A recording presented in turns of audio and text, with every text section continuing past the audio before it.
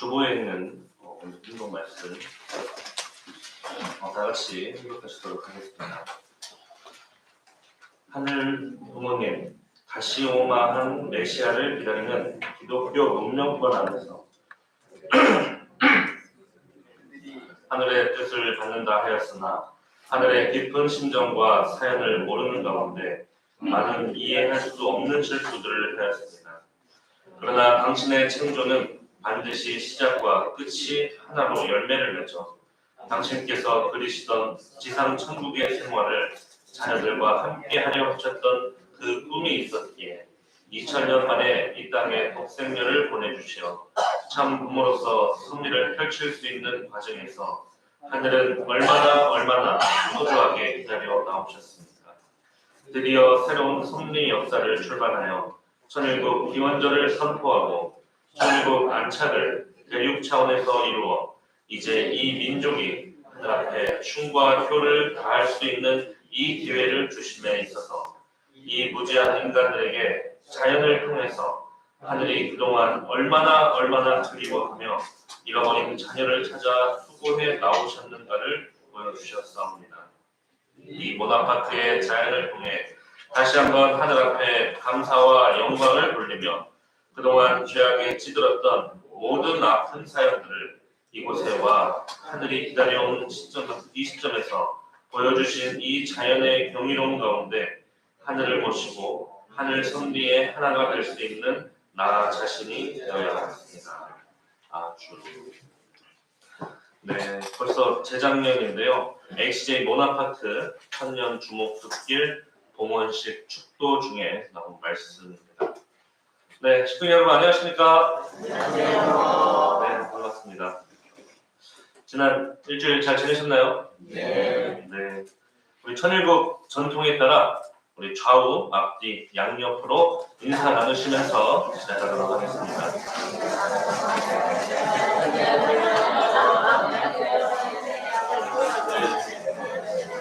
안녕하세요만 하지 마시고 환영합니다도. 환영합니다.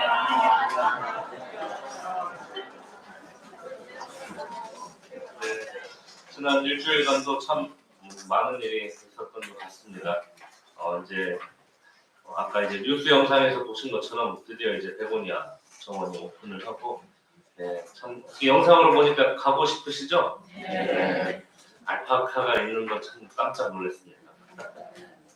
그리고 이제 HJ 마리나 사실 그토록 오랜 기간 기다려왔던 이렇게 오픈이 됐는데요. 아마 어머님께서 너무나도 기다려 오셨던 것 같습니다.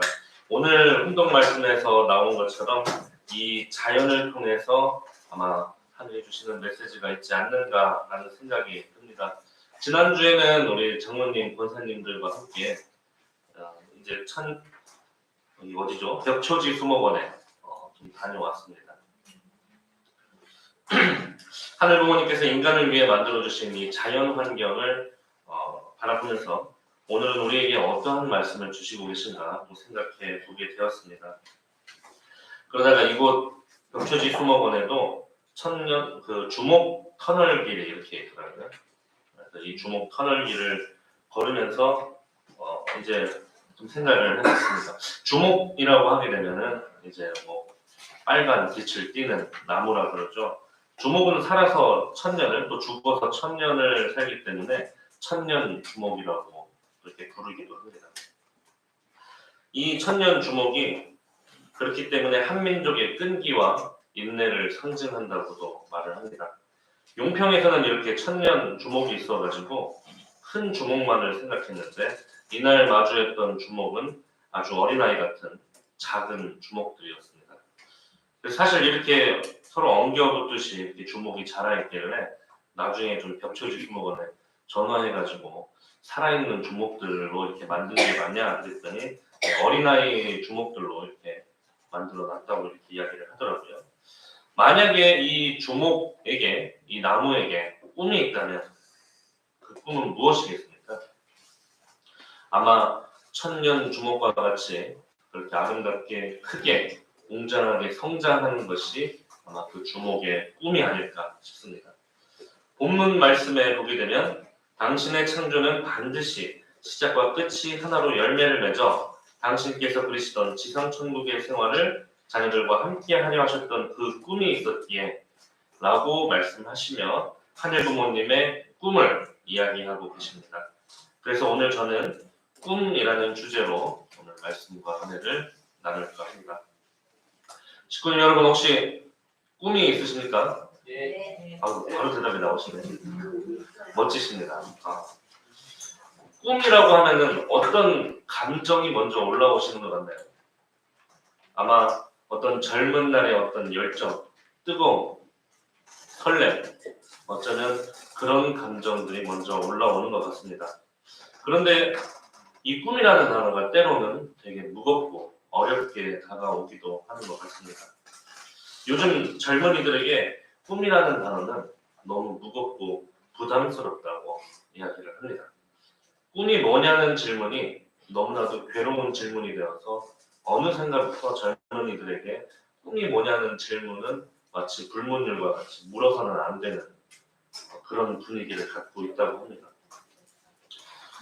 그래서 저도 제 삶을 되돌아보니 제가 유치원을 다녔을 때 생각해보니 제가 그거는 확실히 기억나더라고요. 그때 이제 장래 희망을 그림으로 그리는 게 있었는데 제가 그때 소방관을 그렸었습니다. 근데 왜 그랬는지 기억이 잘 안 나는데 그냥 멋있었던 것 같아요. 그래가지고 저도 저희 아이들한테 제가 그때 그 나이쯤 된 것 같아서 아이들한테 꿈이 뭐냐고 물어봤습니다. 근데 꿈이 뭐라고 설명하기가 어려워가지고 어떤 사람이 되고 싶어? 이렇게 물어봤더니 우리 첫째 여울이가 슈퍼 공주님이 되고 싶다고. 네, 공주님은 공주님인데 아마 아주 강한 공주님이 되고 싶은 것 같아요. 그 둘째 우리 라이한테 어떤 사람이 되고 싶어? 이렇게 물어봤더니 구급차요 이러더라고요. 구급차가 되고 싶다고 하더라고요. 그래서 아이들 만화를 보니까 차가 이제 아이들을 치료하고 있더라고요.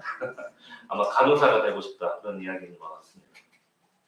셋째 리건이가 이제 한국 나이로 4살인데 아직 세돌은 안 됐습니다. 근데 이제 어떤 사람이 되고 싶어 이렇게 물어봤더니 파란색이요 이러더라고요. 이제 리건이에게 파란색은 경찰을 의미합니다. 네. 그래서 지나가다가 경찰차가 보이면 그렇게 소리를 질러댑니다. 네.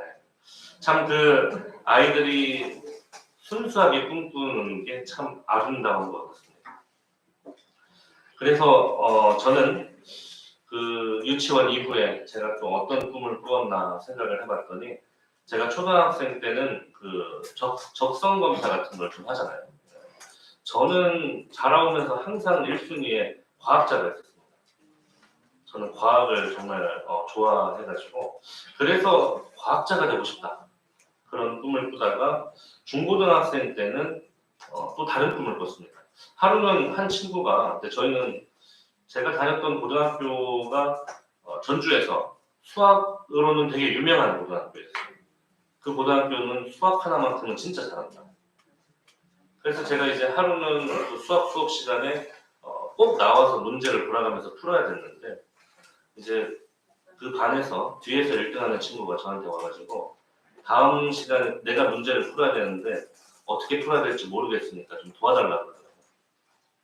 그래서 그 문제 풀이를 열심히 알려주고 그 친구가 다음 주 수업 시간에 앞에 나가서 자신 있게 그 문제를 푼 거예요.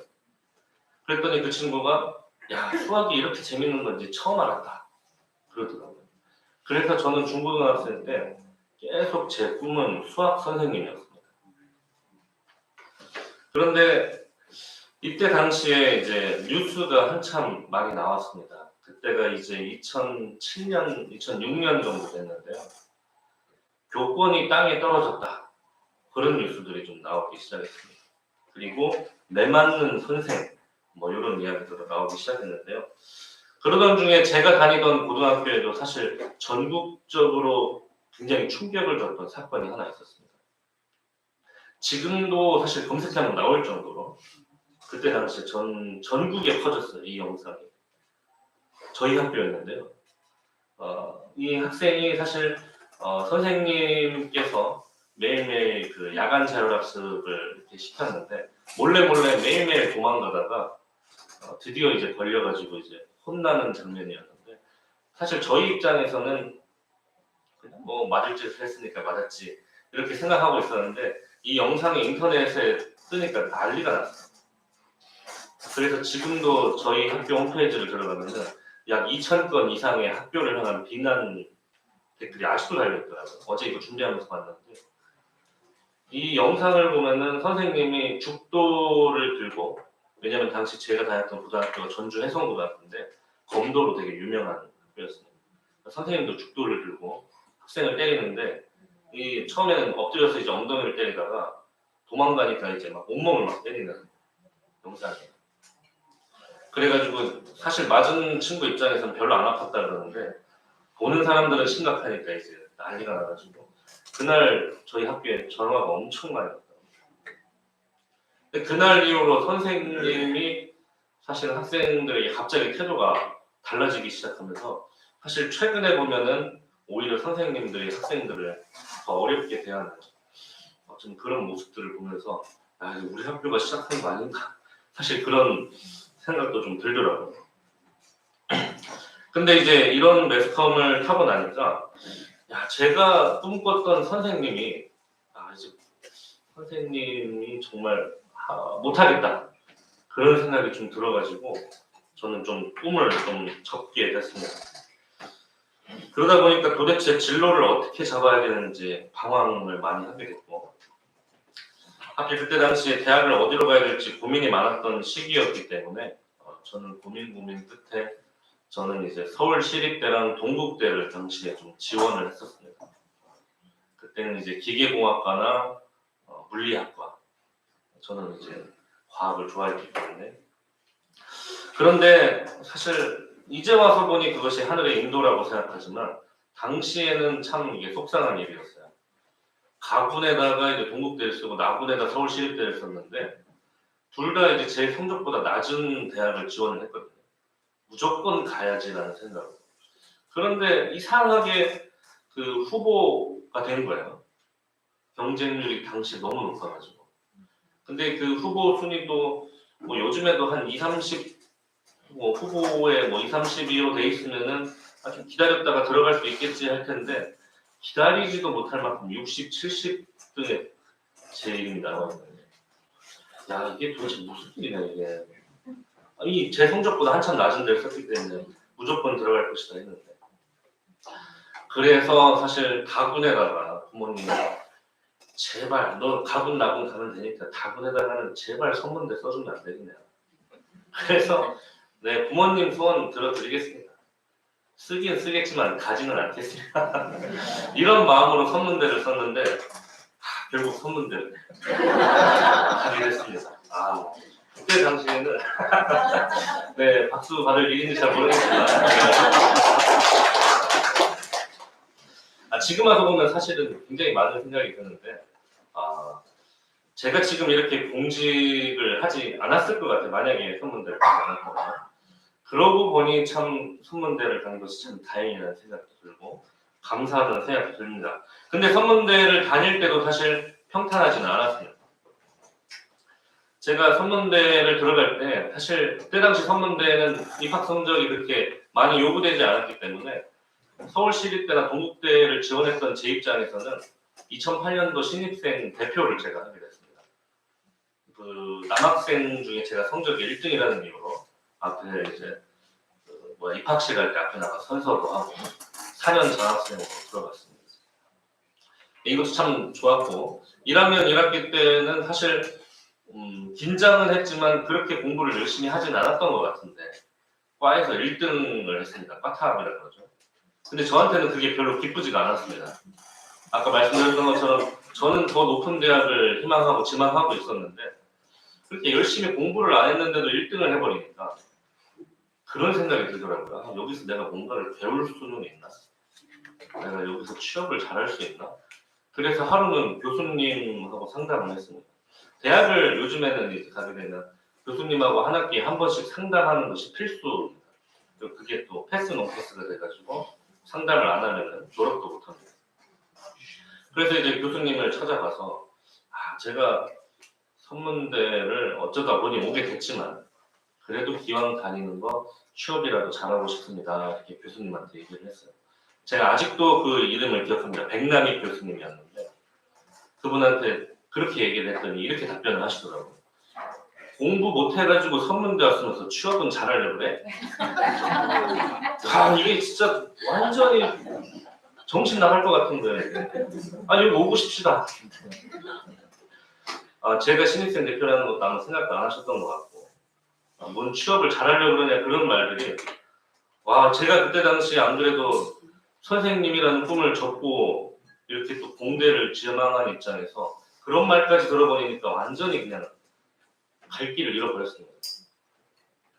근데 그러다 보니 야 이거 반수를 해야 되는 게 아닌가 재수를 해야 되는 게 아닌가 인생 망했다 그런 생각이 들어가지고 야 참 고민하다가 그래도 사실 저희 집안이 이렇게 형편이 넉넉지는 않았기 때문에 4년 장학금을 받고 다니는 것에 대해서 부모님이 자랑스러워 하시기도 하고 야, 이거를 또 포기하기가 또 아깝다는 생각이 들어가지고 그때 당시에 기왕이면 큰 물에서 한번 놀아보자 라는 생각으로 선문대학교 총학생회를 지원을 했습니다. 그렇게 총학생회를 지원하고 1학년 때부터 4학년 때까지 쭉 총학생회 활동을 했습니다. 사실 그때는 그게 너무 재밌었어요. 네. 뭔가 이제 학생들을 대표해서 이끌어가면서 학교와 어쩌면 싸우기도 하고 당시에 이제 김봉태 총장님이었는데 총장님 등록금 동결해 주십시오 이러면서 쳐들어가기도 하고 근데 그때 총장님 답변이 난 몰라 실무진하고 얘기해 그러셔가지고 저도 이제 한참 싸우려고 들어갔는데 이제 그렇게 나오시니까 좀 당혹스럽긴 했습니다만 참 제가 회장하던 시절에 참 여러 가지 많은 일도 있었습니다. 그때가 2010년도였기 때문에 사실 이제 현직님 사건도 한참 심각하던 때였습니다. 저는 그때 당시 신앙을 하는 사람이 아니었기 때문에 학생들이 찾아와가지고 야 지금 학생들이 집회를 하려고 하는데 학교에서 막습니다. 이거 어떻게 합니까? 그래서 이제 선문대학교 학생들이 찾아온 거예요. 그래서 저는 그냥 뭐 신앙은 모르겠고 일단 총학생 회장 입장에서 이건 말이 안 되는 사건이고 학교하고 싸워야 되겠다 하고 가가지고 이제 당시 학생처를 찾아가가지고 이게 말이 되는 일입니까? 이랬더니 학생처장님이 잠깐 따라와 보라고 그동안은 이 집회는 하면 안 된다 그러는 거예요. 그래서 뭐가 안 됩니까? 하고 막 이제 목에 핏대 세우면서 이제 소리를 쳤더니 위에서 안 된다 그런다고. 그래서 이제 저는 총장님하고도 이제 한판 했으니까 누구요? 총장님이요? 이렇게 얘기했죠. 그랬더니 아니다 더비다.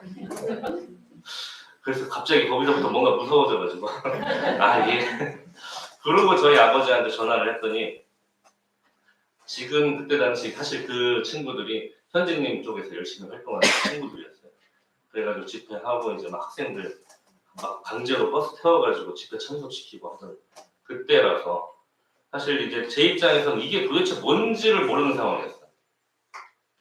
그래가지고 아버지한테 전화해가지고 이런 일이 있는데 어떡하냐 그랬더니 아버지가 그러시더라고요. 가만히 있어라 그러시더라고요. 가만히 있었더니 잘 지나갔습니다. 생각해보니 그때 사실 제가 또 어떤 한쪽에서 입장을 취했더라면 사실 제가 지금 여기까지 오지 않았을 것 같아요. 그 입장에서 양쪽을 사실 또 계속 지켜보기도 하고 나중에 와서 보니 참 가슴 아픈 일들이었습니다. 그저 그때 당시에 저는 회장의 입장이었기 때문에 그냥 분노하는 입장이긴 했었지만 어찌됐든 그 학생의 대표가 되어가지고 그렇게 했던 일들도 저한테는 상당히 사실 재밌는 일들이었어요. 지금 선문대학교 같은 경우 아산역에 이렇게 선문대가 붙어있지 않습니까? 사실 제가 총학생회장 했을 때 만들어진 일입니다. 이게. 왜냐하면 이때 당시에 학교에서는 천안 아산역이 생기고 그곳에다 선문대학교 이름을 좀 붙이고 싶었는데 그때 선문대학교 역 이렇게 이름을 붙이려면은 역에서 그 기준이 있어요. 코레일에서 정해진 기준이 있는데 역에서 5km 내에 있는 어떤 건물이나 어떤 조직이 돼야 되고 또 이제 그만큼의 이용자 수가 있어야 됩니다. 근데 저희가 선문대역을 이렇게 붙이려고 하니까 호서대에서 반대를 하고 일어난 거예요. 근데 사실 호서대학교는 원래 기준에는 부합하지 않았습니다. 왜냐하면 5km 이내만 가능한데 호서대학교가 5.2km거든요. 그래서 애초에 기준이 안 맞는데 계속 코레일에다가 민원을 넣는 거예요. 우리도 회사는. 근데 이제 사실 코레일에서 정리해주면 깔끔하잖아요. 아, 호서대는 기준이 안 됩니다. 이렇게 하면 되는데 호서대 그 코레일 입장에서는 사실 고객들하고 싸울 이유는 없잖아요. 그래서 둘이 해결하세요 이러더라고요. 우리만 골치 아파졌죠. 근데 이제 당시에 문제가 뭐였냐면 천안 아산역을 이용하는 호서대 학생들은 되게 많았어요. 근데 선문대 학생들은 천안 아산역을 이용하지 않았어요. 왜냐면 천안역에 셔틀버스가 많아가지고 아마 기억하시는 분들 계실지 모르겠어요. 항상 천안역으로만 셔틀버스가 많이 다녔습니다. 그러니 천안 아산역에는 이제 KTX역이 들어오고 여기다가 선문대역을 박으면 광고 효과는 뛰어날 것 같은데 이용자 수는 없으니 당시 총학생 회장이었던 저는 학교하고 같이 좀 작전을 짜가지고 임시로 천안역을 폐쇄합시다. 그래서 천안역으로 가는 셔틀버스 노선을 폐쇄하고 전부 다 천안 아산역으로 오게 했어요. 사실 생각해보면 그게 더 빠른 길이거든요. 왜냐면 천안역에서 셔틀 타고 들어오면 4, 50분이 걸렸는데 여기서는 15분이면 들어왔거든요. 근데 학생들은 천안역으로 다니는 게 너무 익숙하니까 그냥 계속 천안역 셔틀 타고 있었던 거예요. 그래가지고 임시로 이렇게 작전을 짜가지고 했더니 결국에 저희가 통과가 돼가지고 나중에 선문대역을 받게 됐습니다. 그리고 현재 이제 선문대학교 이제 학부모께서는 아시겠지만 선문대학교 기숙사를 들어가면은 현재는 숙박비하고 식비가 분리되어 있습니다. 근데 옛날에는 입학을 하면은 기숙사 들어가려면 무조건 밥을 안 먹어도 식비를 내야 됐어요. 근데 저는 그게 너무 마음에 안 들어가지고 제 총학생 회장 공약으로 들고 나갔거든요. 식비하고 숙박비를 분리하겠습니다. 계산을 해보니까 한 끼당 1000명이 아침을 안 먹더라고요. 그때 당시 식비가 2,200원이었으니까 계산해보니 한 끼당 220만 원씩 어디론가 날아가고 있는 거예요. 아 이거 안 되겠다. 그래서 제가 이제 그걸 공약을 들고 선거운동을 시작했습니다. 최근 이제 국회의원들 선거운동 하는 거 보면서 옛날 생각도 좀 나는데 포스터 붙이는 순간 전화가 왔습니다. 전화를 보니까 그 기숙사 급식업체 사장님이었습니다. 첫 마디가 회장님 살려주세요. 그거였습니다. 사실 그때 당시에 이제 220만 원이 계속 그 교직원 식당으로 투자가 되고 있었어요. 지속적으로 이 계약을 이어나가야 되기 때문에. 그래서 제가 이제 이 공약을 들고 나가서 결국 당선이 되고 지금은 식비하고 숙박비가 아예 분리되어 있습니다. 그래서 일주일에 몇 끼 먹을지. 그래서 이렇게 학생 시절을 총학생회 하면서 보내다 보니까 사실 이런 것들이 굉장히 재밌었어요. 어떤 변화를 주고 사람들의 의견을 모아가지고 세상을 바꿔 나가는 듯한 그런 느낌. 그런데 원래 제 꿈은 선생님이었고 무언가 이런 교육에서 같이 일을 하고 싶은 것이 있었기 때문에 마음 한켠에 늘 뭔가 허전함도 있었던 것 같아요. 그리고 이제 임기를 마치고 나니까 사실 요즘에는 현자 타임이라고 해요. 현타가 엄청 세게 왔습니다.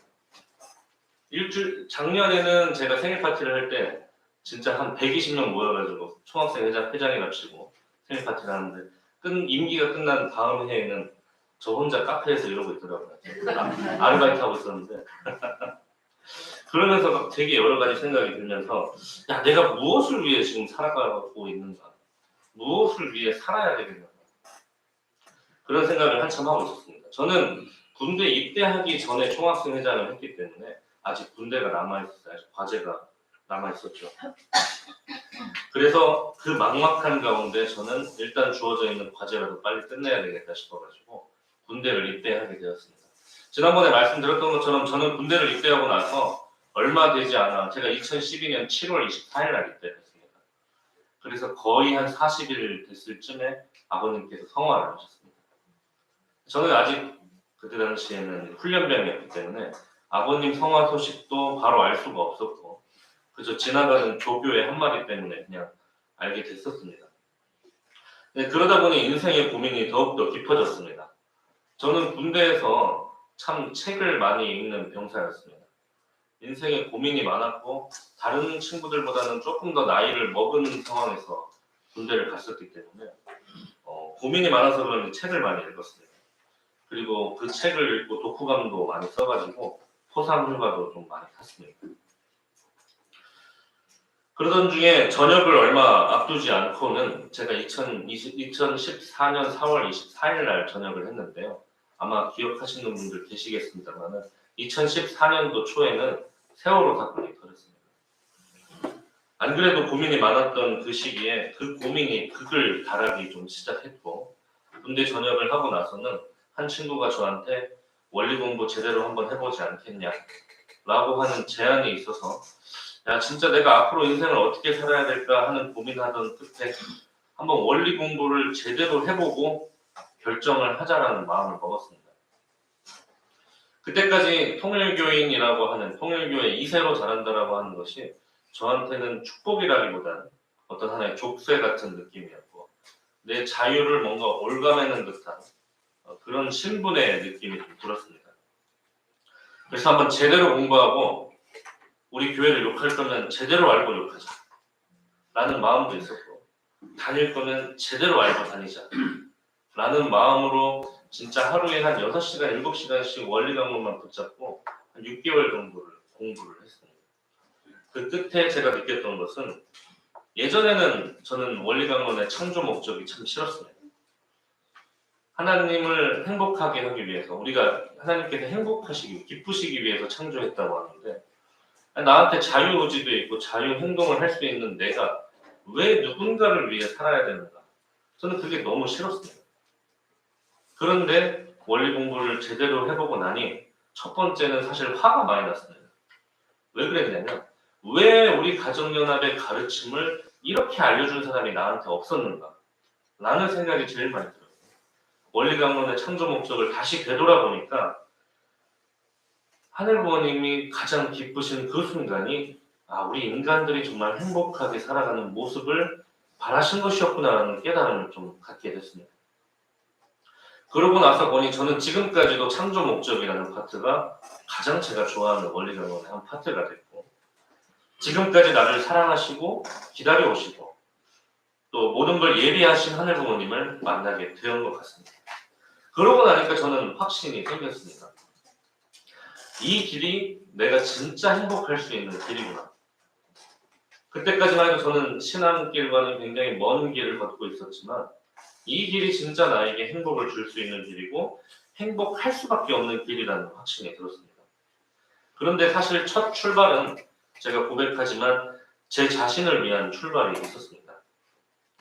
원리를 조금 이제 알게 되었다는 것이 조금 자만심도 있어가지고 뭔가 제가 우리 교회를 다 깨달은 것처럼 생각하고 다녔던 제 모습도 좀 있었습니다. 그러나 이제 공직을 하게 되면서 그러다 보니 그런 마음을 가지고 공직을 하다 보니 매 해마다 뭔가 이제 신앙이 깊어지면 뭔가 이제 불교나 어떤 다른 종교인들을 보면 뭔가 얼굴이 더 온화해지고 되게 이제 푸근해져야 되는데 약간 계속 분노가 잠식을 하더라고요. 원리가 이런데 우리는 왜 이런 것인가? 계속 그런 분노만 잠식하다가 공직을 매해 거듭하면서 느꼈던 것은 하늘의 가르침을 통해서 참 많은 깨달음을 얻어가면서 이 길이 그런 분노의 길로 가서는 되는 것이 아니라 정말 하늘 부모님 말씀하시는 참 사랑에 의한 자연 굴복에 우리가 그런 길을 걸어가야 되는 것이구나. 하늘 부모님을 향한 참 부모님의 꿈이 완성되는 그날 내가 이야기하는 내가 꿈꿨던 그 행복도 그날 함께 이루어질 수 있는 것이구나 라는 것을 저는 좀 깨닫게 됐습니다. 그래서 지금은 하늘 부모님의 그 꿈을 향한 참 부모님의 꿈이 완성되는 그 꿈을 완성하기 위해서 제가 목표라는 길을 선택했고 그 선택에 지금까지 단 한 번도 후회해 본 적이 없습니다. 그동안 목적 없이 표류하는 배였다면 이제는 목적지를 갖게 되고 그 길이 절망과 암흑의 길이 아니라 빛과 소금의 길이고 행복의 길이니 영원히 빠진 것처럼 방황하던 저에게 하늘 부모님께서는 새로운 생명을 주신 것 같았습니다. 진리의 길을 가게 하시니 저는 행복하지 않을 수 없는 삶을 살아갈 수 있게 되었다고 생각합니다. 그래서 저에게는 꿈이 생겼습니다. 크게는 참어머님의 꿈을 빨리 이루어 드리는 것입니다. 하늘 부모님 안에 유한가족이라고 말씀하시는 그 비전이 저는 신앙을 하지 않았던 때에는 말도 안 되는 소리라고만 생각을 했는데 지금에 와서는 저는 그것이 이루어질 수 있는 꿈이라고 하는 확신을 갖게 됐습니다. 그저 믿음이 아니라 그 길을 나아가는 스텝 바이 스텝이 조금씩 제 눈에도 보이기 시작했습니다. 그리고 작게는 만약에 그러한 실체 천일국이 완성된다면 저는 그 실체 천일국에서 교육부 장관을 하고 싶다는 것이 제 꿈입니다. 그리고 저희의 가정이 그런 세상의 빛과 소금의 역할을 다 할 수 있다면 정말 좋겠다고 생각하고 있습니다. 그리고 지금 대한민국이 처해 있는 어려움 중에 하나인 저출산과 고령화 그리고 수도권 집중화에 대한 그런 어려움들을 극복하기 위한 무언가도 함께 해나가고 싶습니다. 그런데 꿈이라고 하는 것이 꼭 직업이나 직책만을 뜻하는 명사가 아닌 것 같습니다. 제 인생을 바꾸었던 하나의 강의가 있었습니다. 그 강의의 내용이 꿈은 명사가 아니라 동사다라고 말하는 것이었습니다. 꿈이 명사가 되게 되면 그 꿈을 이루는 순간 꿈을 잃어버리게 됩니다. 간호사가 꿈이었던 사람은 간호사가 되는 순간 선배들의 태움과 3교대 근무 이런 것들 때문에 사실 그동안 꿈꿔왔던 모든 내용을 잃어버리게 됩니다. 그러니 간호사가 꿈이 아니라 아프고 어려운 상황에 처해 있는 사람을 돕는 것이 꿈이 되어야 하는 것입니다.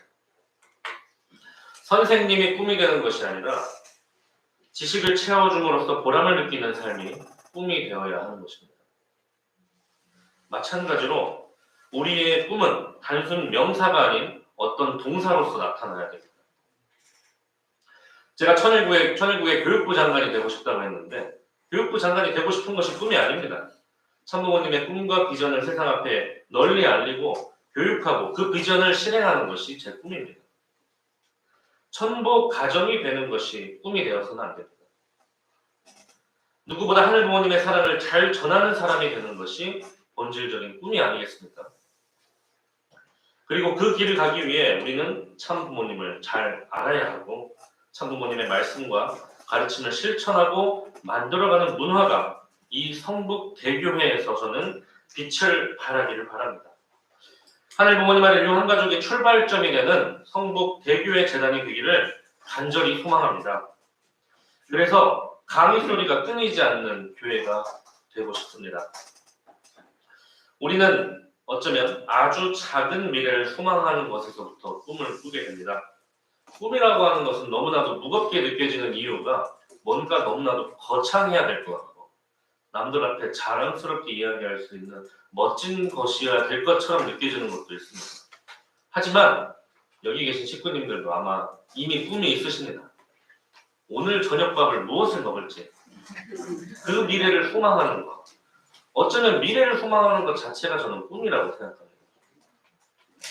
전 이미 오늘 저녁밥 레시피를 다 정하지 않았습니다.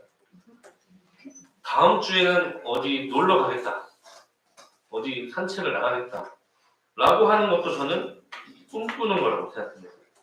무언가 다가오지 않은 미래를 소망하는 것 자체가 저는 꿈을 꾸고 있는 것이라고 생각합니다. 그렇기 때문에 뭔가 거창하고 멋지고 앞에 나와서 이야기할 만한 자랑스러운 미래는 아니지만 우리는 모두 사실 이미 꿈을 꾸고 있습니다. 그 미래를 누군가는 다음 주를 기대하는 사람이 있고 한 달 뒤를 꿈꾸는 사람이 있고 또 누군가는 1년 뒤, 5년 뒤, 10년 뒤를 꿈꾸는 사람들이 있는 거라고 생각합니다.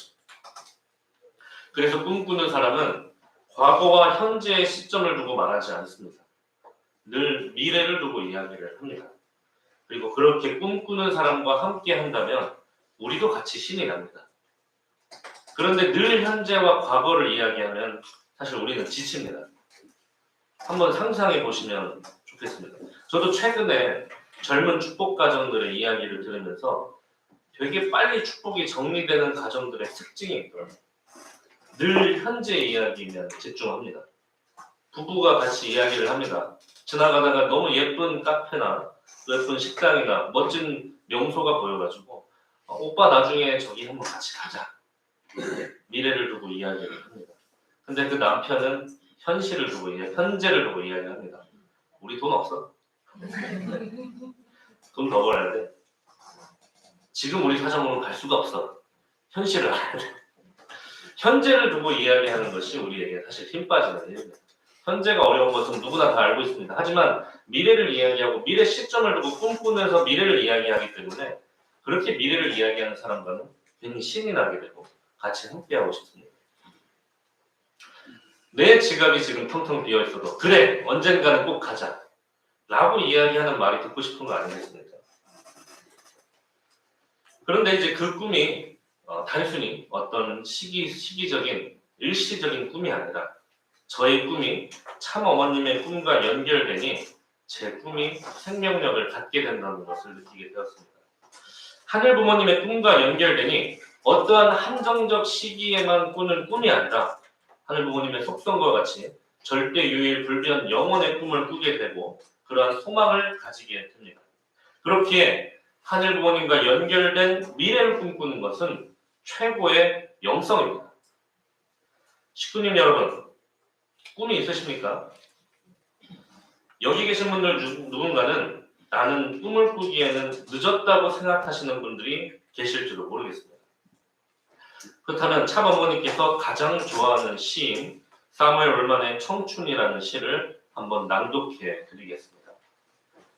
청춘이란 인생의 어떠한 한 시기가 아니라 마음가짐을 뜻하나니 장밋빛 볼, 붉은 입술, 부드러운 무릎이 아니라 풍부한 상상력과 왕성한 감수성과 의지력, 그리고 인생의 깊은 샘에서 솟아나는 신선함을 뜻하나니 청춘이란 두려움을 물리치는 용기, 안이함을 뿌리치는 모험심, 그 탁월한 정신력을 뜻하나니 때로는 20살 청년보다 60살 노인이 더 청춘일 수 있네.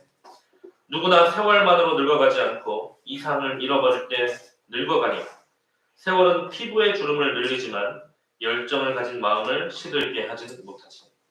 근심과 두려움, 자신감을 잃는 것이 우리 기백을 죽이고 마음을 시들게 하네. 그대가 젊어있는 한 예순이건 16이건 가슴속에는 경이로움을 향한 동경과 아이처럼 왕성한 탐구심과 인생에서 기쁨을 얻고자 하는 열망이 있는 법. 그대와 나의 가슴속에는 이심전심의 안테나가 있어 사람들과 신으로부터 아름다움과 희망, 기쁨, 용기, 힘의 영감을 받는 한 언제까지나 청춘일 수 있네. 영감이 끊기고 정신이 냉소에 눈에 덮이고 비탄의 얼음에 갇힐 때 그대는 20살이라도 늙은이가 되네.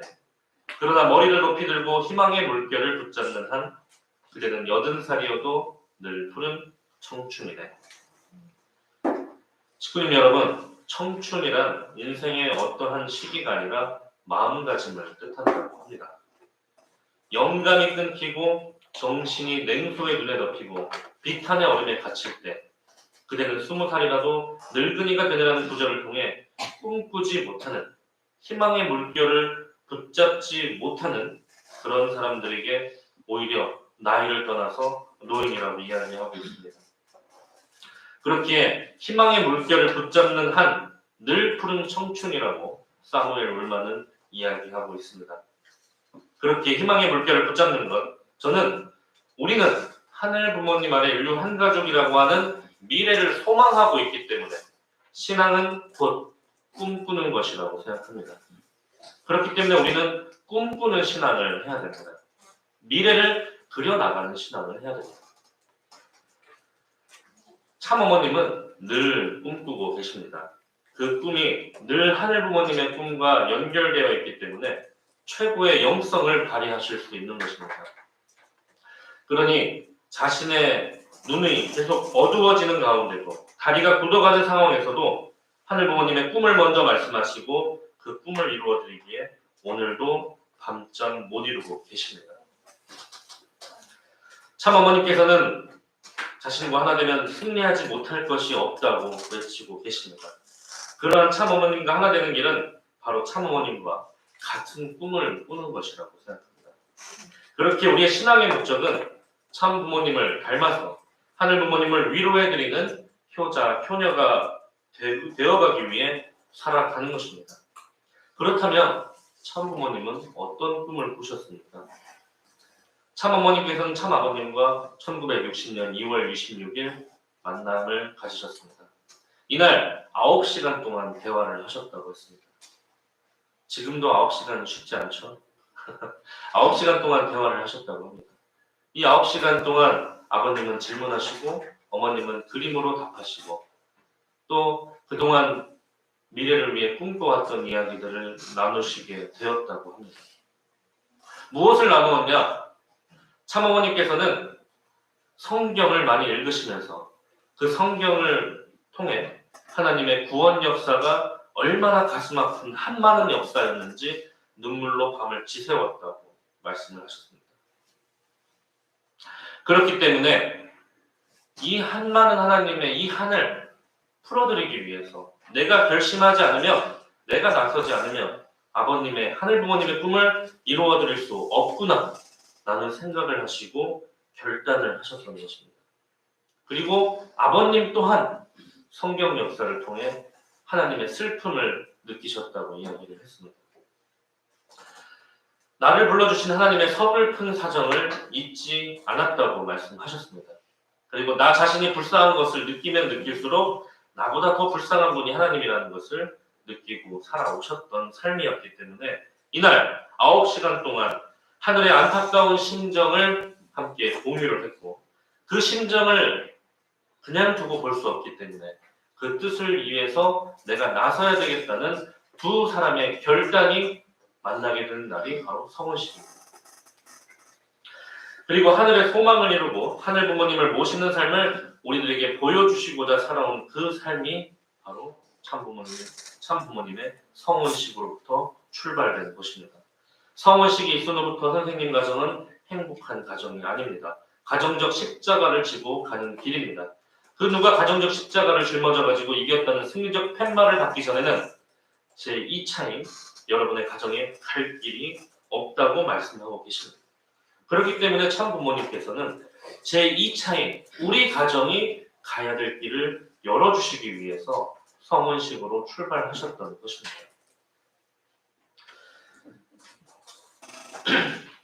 그렇기 때문에 하늘 부모님의 꿈을 이루어 드리기 위해서 출발한 그 삶이 참 부모님의 삶이었고 그 참 부모님의 꿈을 이루어 드리기 위해 같은 목표를 가지고 나아간다면 저는 아버님과 어머님처럼 우리는 꿈의 동지가 될 수 있다고 생각합니다. 그러나 목표와 비전이 없이 행위와 수단에만 집중하게 된다면 우리는 모두가 경쟁자가 됩니다. 옆에 있는 교회를 바라보며 함께 협력하고 상생하는 교회로 바라보고 함께 무언가를 만들어가는 것이 아니라 그 교회가 뭔가 잘하고 있다고 하면은 괜히 질투하거나 시기하게 됩니다. 평가하거나 판단하게 됩니다. 그것은 같은 꿈을 꾸고 나아가는 동료의 입장에 서 있지 못하기 때문입니다. 어쩌면 우리도 우리 스스로를 되돌아보게 됩니다. 내가 신앙을 하는 목적이 무엇인가? 내가 천보 가정이 되기 위한 이유도, 천심은 특별 천하정성에 참여하는 이유도, 이번 주 예배를 나오고 있는 이유도, 우리 교회 성북대교회 다른 식구들보다 더 잘하고자 하는 것이 아니라 인정받고자 노력하는 것이 아니라 중심자에게 사랑받고자 노력하는 것이 아니라 오로지 하늘 부모님의 꿈을 실현하고자 하는 그 꿈을 갖고 간다면 우리는 바로 옆에 있는 모든 식구가 동료가 될 수 있습니다. 그래야만이 하늘의 사랑과 축복을 받을 수 있는 자리에 가게 되는 것입니다. 아주 하늘 부모님의 꿈을 이루어드리겠다는 일념으로 일평생을 살아오신 참 부모님께서 그 삶을 통해서 우리에게 전하고자 하는 말은 무엇이겠습니까? 참 부모님께서는 이렇게 말씀하셨습니다. 하늘 부모님의 딸이 어떻게 살아야 되는지를 보여주시겠다고 말씀하셨습니다. 성혼식 때부터 지금까지 우리들에게 보여주시는 그 삶은 우리가 어떻게 살아야 되는지를 보여주시겠다고 하는 그 삶이었습니다. 그것은 우리가 영성 가득한 완성의 길로 나아가기 위한 효자, 효녀가 되게끔 하시기 위함이었습니다. 먼저 하늘을 향한 최고 효자, 효녀의 자리에 참 부모님께서 먼저 가시고 본을 보여주시는 삶을 살아오신 것입니다. 그렇다면 우리가 효자, 효녀가 되기 위해서는 무엇이 먼저 필요하겠습니까? 효자, 효녀가 되려면 부모님이 있어야죠. 부모님이 있을 때만이 우리가 효자, 효녀가 될 수 있는 겁니다. 부모가 없다면 자녀도 될 수 없는 것입니다. 그렇기 때문에 우리는 성원식을 통해 진정한 참 부모를 만나게 되는 것입니다. 길을 잃어버린 우리에게 먼저 걸어가며 발자국을 찍어주신 참 부모님이 계시기에 우리는 자녀된 길을 나아갈 수 있습니다. 참 부모님이 계시기 때문에 우리는 아들, 딸이 될 수 있고 부모님이 이 땅에 계실 때야만이 우리는 효도를 다함으로써 하늘 부모님의 아들, 딸의 자리에 갈 수 있는 것입니다. 부모님이 이 땅에 계실 때야만이 가능하기 때문에 우리는 이것을 섭리의 황금기라고 말씀하고 계신다고 생각합니다. 자녀가 태어날 때 부모도 태어나듯이 곧 첫 부모의 탄생은 자녀의 탄생과도 같습니다. 참 부모님의 성호는 참 부모의 탄생이고 그 탄생으로 인해 우리는 꿈도 미래도 없었던 암울한 모래사막과도 같은 곳에서 우리는 바늘 하나를 찾듯이 꿈을 갖게 되었습니다. 자녀의 자리로 나아갈 수 있는 길이 열리게 되었습니다. 그렇기 때문에 우리는 최고의 영성으로 미래를 꿈꾸며 하늘 부모님의 꿈을 내 꿈으로 만들고 그 꿈과 연결되었을 때 기적을 만들 수 있는 것입니다. 참부모님 말씀 훈독하도록 하겠습니다. 사랑하는 전 세계 통일가의 축복가정 식구 여러분, 이제 우리는 하늘 부모님의 꿈이 이루어지는 시대에 살고 있습니다. 참부모님의 수고로 인해서 내년 5월이면 하늘 부모님을 직접 모실 수 있는 천왕봉 천일성전이 봉헌됩니다. 천일성전 섭리가 출발되는 그날을 위해 하늘의 사랑 가운데에서 전 세계의 선한 백성들이 얼마나 이 날을 고대해 왔는지 모릅니다.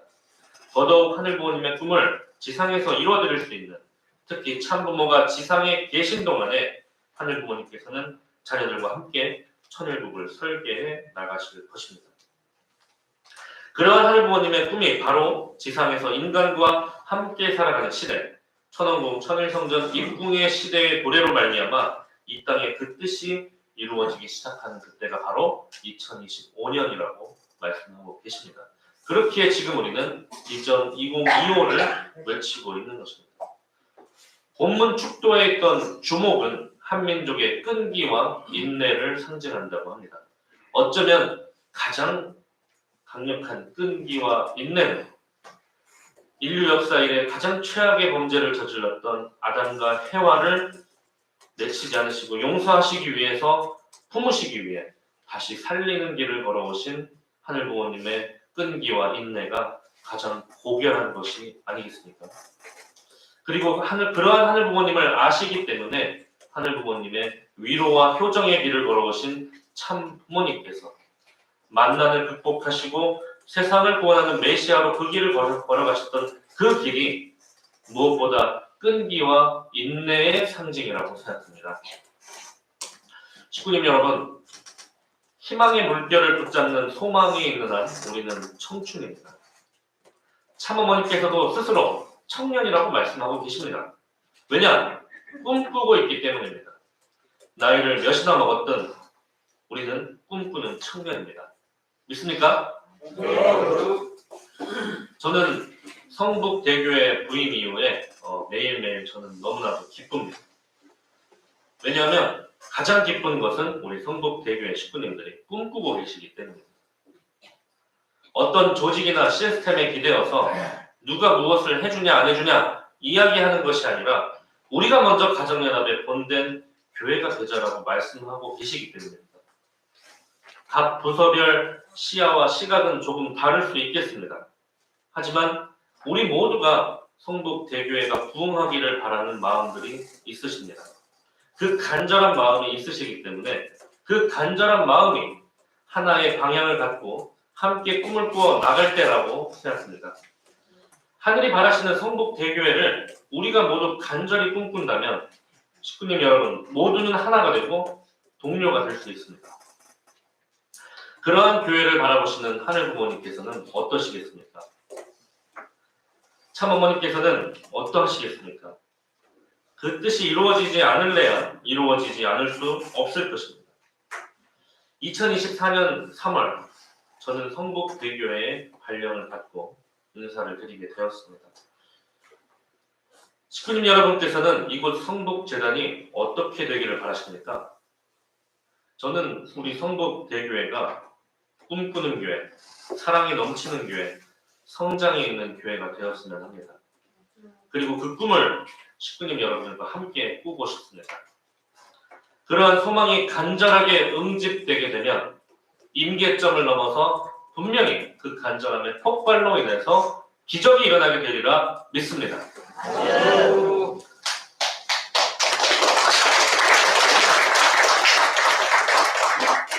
우리는 오늘 꿈꾸는 교회를 이야기하고 있습니다. 그리고 우리는 이제 사랑이 넘치는 교회로 가야 됩니다. 사랑이 넘치는 교회로 가기 위해서는 우리가 서로 잘 알아야 됩니다. 제가 지난번에 한번 숙제를 내드렸는데 서로 이름을 다 외우라고 말씀을 드렸습니다. 제가 이제 어느 정도 다 알 것 같습니다. 이제 한 달 되니까. 그렇기 때문에 이거를 조금 더 가속화하기 위해서 지금 여러분들에게 두 번째 과제를 내드릴까 합니다. 5월은 가정의 달입니다. 가족 사진을 한번 찍어 보십시오. 그리고 그 가족 사진을 여러 장 찍으시고 한 장은 교회에 한번 제출해 주시면 좋겠습니다. 그리고 그 가족 사진으로 저기 식당이 됐든 어디가 됐든 한번 꾸며볼까 합니다. 가서 자네 이름이 뭐였지? 라고 물어보기가 좀 민망하니 가서 사진을 한번 보고 이름을 또 떠올릴 수 있게 사진 밑에다가도 이름도 한번 적어볼까 합니다. 서로 아는 만큼 사랑할 수 있습니다. 사랑이 넘치는 교회가 되기 위해서 아직 얼마 이제 좀 남아있는 5월에는 가족 사진을 한번 찍어보시고 교회로 갖고 오시고 그런 모습을 통해서 우리 교회 식구님들이 서로 더 많이 알아갈 수 있으면 좋겠습니다. 식구님 여러분, 우리는 이미 기적을 경험하고 있습니다. 사실 저는 과거의 저를 생각하면 제가 지금 공직을 하는 것도 기적입니다. 제가 공직을 맨 처음 시작할 때 제일 많이 들었던 말이 네가 였습니다. 네가 공직을 한다고? 사실 저는 이제 그 자체도 사실 엄청난 기적입니다. 어쩌면 사실 우리는 매일매일 기적을 경험하고 있습니다. 저도 이 공직을 길을 걸어가면서 제가 깨닫게 된 것 중에 하나는 매일 아침 새벽에 6시마다 눈물 흘리시면서 기도하신 어머니의 정성이 있었기 때문에 여기까지 오게 된 것 같습니다. 그렇기 때문에 기적은 간절함에 대한 응당한 대가라고 누군가가 이야기를 했습니다. 그렇기 때문에 우리는 기적적인 변화를 만들어가기 위해 간절해져야 되겠습니다. 지금도 우리는 지금의 모습에서 일어나 새로운 기적적인 변화를 만들어갈 수 있습니다. 꿈을 향한 간절함으로 기적을 일으키는 성북대교회가 됩시다. 참부모님 제세 시에 믿고 의지할 수 있는, 안심하고 자랑스럽게 하늘 앞에 자랑할 수 있는 우리 성북대교회 재단이 됩시다. 그러한 꿈을 함께 꾸고 동료로서 성북대교회 재단의 부흥을 함께 만들어갈 수 있는 식구님들 되시기를 간절히 축원드리겠습니다. 네, 기도 올리겠습니다. 존귀하신 하늘 부모님, 사랑하는 천지인 참 부모님, 저희는 하늘 부모님과 참 부모님을 만나 꿈꾸는 저희가 되었습니다. 하늘 앞에 자녀의 자리로 나아갈 수 있는 그 길을 열어주셨습니다. 그렇기에 오늘 저희는 성북대교회 재단 앞에 머리 조아려 모인 자녀들이 당신을 통해 꿈꾸고 미래를 만들어 나갈 수 있는 저희들이 되어갈 수 있도록 허락해 주셨기를 간절히 바라고 원하옵니다. 부족한 저희들이지만 참어머님 보시기에 자랑스럽고 자랑하고 싶은 저희 성북대교회를 만들어갈 수 있는 그 힘은 우리가 같은 꿈을 꾸어가고 동료가 되었을 때라고 하시랍니다. 사랑하는 참 부모님, 당신께서 바라시는 교회는 어떤 모습이십니까? 저희가 만들어가고 있는 모습들이 혹여나 부족하다면 저희를 깨닫게 하여 주시옵시고 저희에게 경종을 울리시어 성북 대교회 재단이 하늘 앞에 합당한 교회로 거듭날 수 있도록 축복하여 주시옵소서. 하늘에 계신 참 아버님, 그리고 대모님, 흥진님, 효진님, 오늘은 어제 죽어가니까 그토록 바라던 하루라고 말씀하셨습니다. 그렇게 오늘 살아가는 저희들은 하늘에 계신 우리 선지선령들이 그토록 바라던 하루이기에 간절하고 간절한 마음으로 우리 성북 대교회 재단에 기적을 만들어가는 우리 식구들이 될 수 있도록 함께하여 주시옵기를 간절히 바라고 원하오며 이 모든 말씀 축복 중심 가정 전국진의 이름으로 도구하고 아뢰었사옵나이다. 아멘.